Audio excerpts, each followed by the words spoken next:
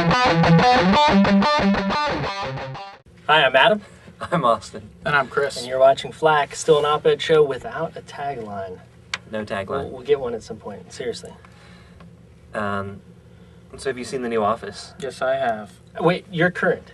I am current. So you've seen Thursdays, which was, what was the date, 16th? Yeah, 15th. 15th. Whatever, 15th. yeah, one of those days. Yeah, Okay, 15th. we're current, sounds like. May 15th. And I haven't seen the new one, I don't think. So what are we talking about? I've seen May 15th. Well, we're Okay. talking about why I haven't seen the new one, which is that I'm done with The Office. When did you stop watching The Office? Just this past week was the first time I haven't seen it. When he And started you're not sucking. interested at that point? I could Or have you catch been up? Slowly going downhill. Because I you could have catch up, no but idea of the level of drama that was introduced in this last It was episode. beautiful. I have been losing interest slowly. I think that one of my main complaints was the hour-long episodes. That it was not tight at all. The supersized episodes left you feeling like you had just eaten at McDonald's. Too much of a good thing. No, McDonald's is a good thing. No, I just wasn't sure where you were going. Yeah, with that. yeah. no. What was the The metaphor? supersized? Too much of Sorry. a bad. Too much of a bad thing, maybe. That is a failed joke, ladies and gentlemen. McDonald's Like in they had small a- amounts is okay. They had a lot of failed jokes on the hour-long Office episodes, but it still kept my interest. I'm still interested in some of the characters, but Which characters? I'm going to interrupt you. I like Pam and Jim. I'm a Pam and Jim You don't. Okay. shipper. I am of the camp that regards Pam as a whore of Babylon. All right. Okay. Wow. Well, I want to hear about that at she some has point. Pam and Jim, I say thumbs up. No, I like the I do relationship. too. No. But this is part of my difficulty is that it's not so much about the comedy anymore because they spend a lot of time out of the office. There's not a lot of because they've just run out of stuff that they can do in the office. They've no more creativity. They have to go drive to New York and drive out to Dwight's farm, and it's just You it's should have just seen this ridiculous. week's episode. You know, should I? Can I soapbox here because I actually thought about this Speaking very of problem soap, this week. the problem is that it's become a soap opera. Ridiculous Okay. things happen to the characters, and Yes. unless you're very personally invested in the characters, the ridiculous things like spoiler alert, Ryan's cocaine addiction. Yes. What? Oh. That was not. Spoiler alert! Just you wait, or Okay. you'll be waiting forever. Apparently, because you refuse to watch it. I will. Well, I don't. there was a reason for that. But now I was thinking about this week actually, which is I'm interested in how narrative has changed in our postmodern era. Here we go. And we have moved from the sitcom to a different format. Oh, yeah, In fact, when the new wave of sitcoms came out, like Big Bang Theory and How I Met Your Mother, I watched some of them, and now a laugh track sounds so offensive to me. I just wanted to like hurl my computer out of the house when I saw those. Right. But did Friends have a laugh track? I can never remember. I think they probably did. Yeah, I think they did. But see, we just like Not all the way through necessarily. we but they don't used like it. the laugh track anymore. We've moved on from the laugh track, and the Office is one of these things which is a new sitcom. And I've seen this happen to a lot of my favorite shows. Like it happened to the OC. It's presently happening in a couple others I'm watching. And what happens is now, since we don't have a sitcom where the format is, we have the same situations, we have the same characters. They go through some pre-canned sort of thing, and then everything reverts back to normal. Returns to normal. It They're is static. pop culture, exactly. It leaves you exactly where it picked you up. There's no change. There's no movement. It's a just prerequisite of sitcoms that nothing happens. But in our current way of doing entertainment and media, they go somewhere.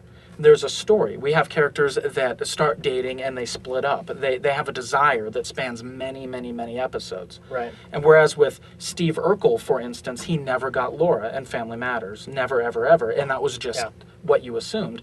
In The Office, Jim and Pam eventually get somewhere. Right. And And then they go back, and then they break up, and then they get back together. well, and- exactly. So we've got two options. Either we have to leave the office and break the sitcom format, or we have to introduce increasingly just crazy sort of situations into this thing to create something new, to create something tantalizing and interesting. And it When you becomes say break exactly the office, what do you mean?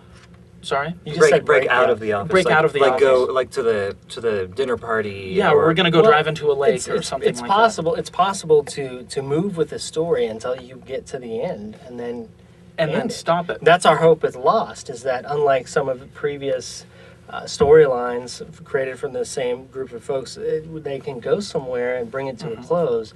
But can we do that with The Office, and will that happen? Well, now here's the problem. I don't think you need it with The Office. You've got to. There's enough of that old sitcom flavor there to continue along the same lines. But you've got a corporate interest that's competing against the artistic interest in this case, because The Office is still making money. It'll go for as long as it makes money. They're still pushing Dwight bobbleheads, and we always have a Peanuts or Garfield type of situation where we can eventually just farm this thing out to, well, this didn't happen with Peanuts. Peanuts, what happened was Snoopy got sold to MetLife,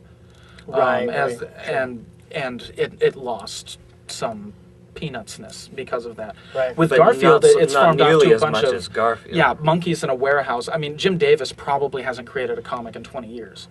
Definitely. I mean, it's and you can tell. Sure. I mean, they're pulling old gags out of a hat and just recycling them every single week now, and so Dwight's character can't grow.